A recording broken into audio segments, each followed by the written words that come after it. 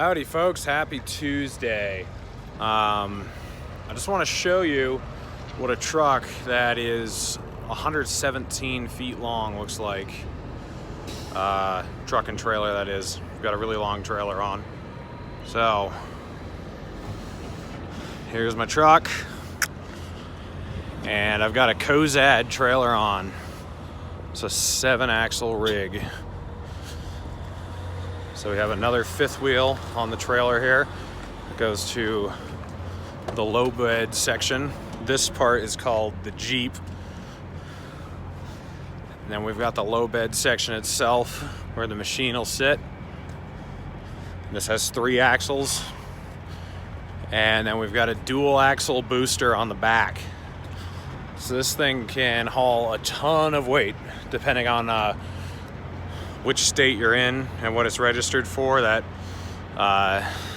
causes the amount to vary. But that's what I'm hauling around. I need a lot of space to turn this thing. Luckily, I'm in Wyoming. I'm going up to Montana to get a crane and then come back.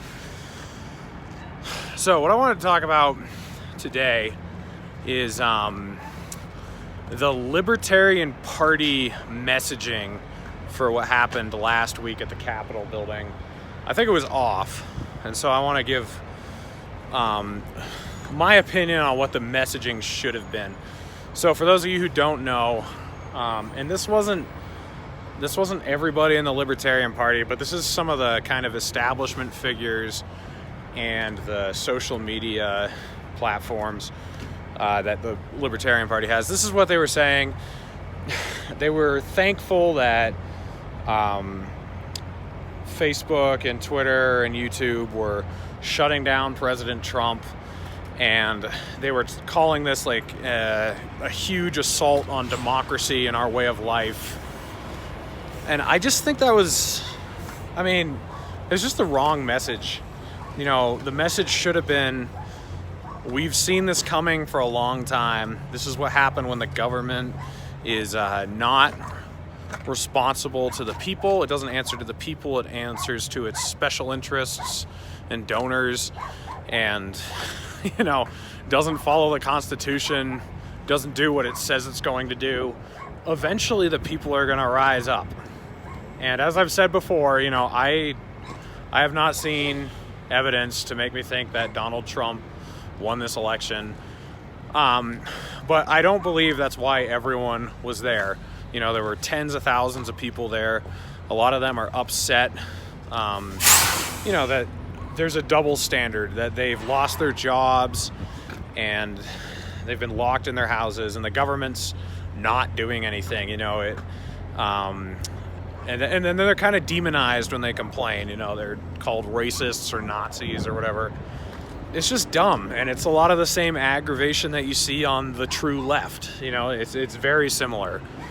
And the Libertarian Party should be feeding into that confusion and that despair and that anger because we have solutions. So to just say, that it's good that they're shutting down Trump, or that all these people who were at the Capitol are evil, that they're statist, fascist bootlickers, it's just wrong. And so as a member of the Libertarian Party, I want all Trump supporters who are there to know that that's not how I feel, and that's not how most libertarians feel. This is kind of what we want to change about the Libertarian Party. We want messaging that can resonate with everybody. So we're not going to lie to you. We're not going to tell you that Donald Trump was a good president. We're not going to tell you that he was fighting for you. We are going to tell you that you're wrong. Republicans are wrong about immigration. You're wrong about the military. You're wrong about the police. There's a lot of things you guys are wrong about. But there's a lot of things that you guys are right about, and there's a lot of aggravations you have and struggles that are real and that we sympathize with and that we have solutions for. I wasn't surprised to see what happened at the Capitol, and I'm not going to be surprised to see more stuff like that happen in the future. And I blame the government for this.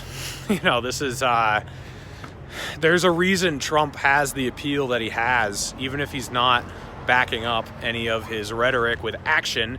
There's a reason that people appreciate the fact that he seems to not give a shit what the establishment says, or what the media says, or what the party bosses say.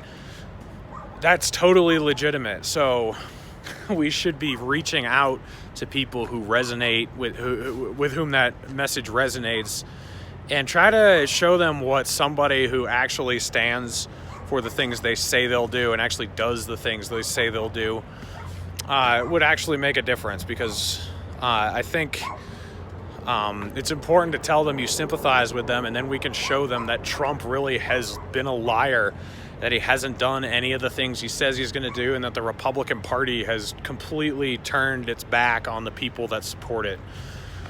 So that's my message for today.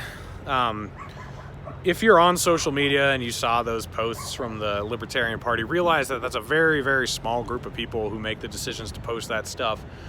And we're working overtime on changing the messaging of the Libertarian Party. You know, I'm not in the Mises caucus. I don't agree with them on some stuff, but I agree with them that the overall tone of the party has to change. We need to be a party that actually stands for something and that inspires people. And, you know, I think we need to be more accepting toward people who don't agree with us on everything. So we need your help too. If you're someone who believes in liberty, and maybe you've voted Libertarian or you've paid attention to it, but you've just never joined the party because it's a disaster, that's exactly why we need people like you. That's why I joined this year, because I want to make a difference. So stay tuned. We're working on making the party something that people feel like they want to join and feel like can make change, because trying to start a new party is a joke. I see a lot of people talking about that. Just look at the past, and whenever other people have tried that, like look at this People's Party thing that the left is starting. The Green Party's already imploding, and they're trying to start this other party. It's not going anywhere. So this is what we've got. Let's invade it and make something out of it, which is something I've been saying for a while. The Republicans and Democrats do not care about you. That's the other thing I wanted to say, is just notice how quickly all the pro-Trump Republicans just dropped him like a hot potato last week.